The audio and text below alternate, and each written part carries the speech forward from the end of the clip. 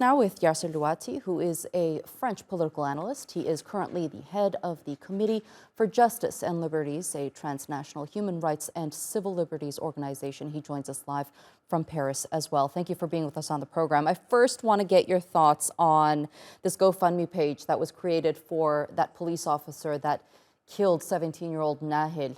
What does this tell us about French society and the rise of Islamophobia? Well, that killing an Arab can make you a millionaire, first. And the second thing is that there are two Frances as we speak today. The France that is legitimately outraged by the killing point blank of a young teenager, 17 years old, and the rest of the country that supports such despicable action. Now, we can only wonder why GoFundMe has not shut down the crowdfunding in order not to support the killing of Nahel, especially in the circumstances that we know. What's your assessment on how Macron has dealt with this whole situation? He said that he wants to find a democratic solution. What would that be? Democratic solutions? Well, where were the democratic solutions when people opposed the pension reforms for months? Where were the democratic solutions where Muslims were asking for the right to send their kids to schools without being harassed? Where are the democratic solutions when Emmanuel Macron is sending armed vehicles in the streets of Paris and sending elite troops along with 45,000 other policemen and women?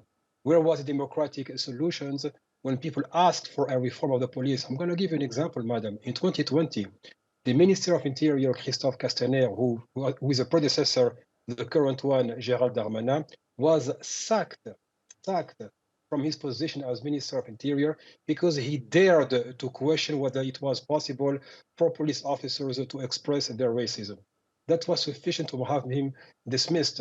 So there are really reasons to worry in the face of such denial. As a matter of fact, the red glowing cities we see today, the shattered glasses, and the arrests we see and the fear we see today are the price to be paid of years of denial. People have been calm for the past 20 years since the 2005 uprisings, but to no result.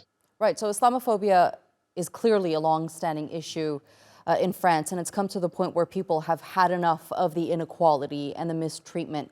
What are some factors do you think fuel this kind of racism across France?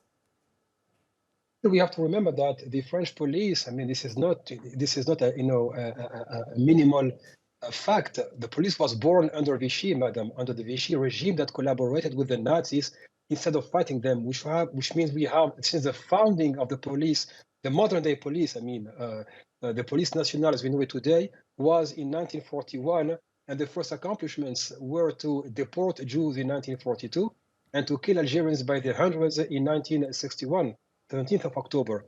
Now, we also have a problem with the way police defines its role in the city and how politicians constantly and repeatedly cover its actions. So we have not seen a political willingness, let alone courage, to question why is it that blacks and Arabs are 20 times more likely of being stopped and frisked by the police. You combine that with the fact that according to the National Center for Scientific Research, the French police is the deadliest one in continental Europe. So when people voice their anger in the way we see, that means it has been brewing for the past 2 decades. Now, the question is, which we address and we send to the government, will the government finally acknowledge that we have a dysfunctional police and that we have a police that believes it is above the law?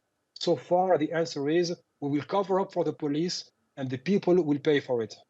All right. It's going to be interesting to see how the next couple of days unfold. Yasser Louati, thank you so much for being with us here on the NewsHour and sharing that analysis with us.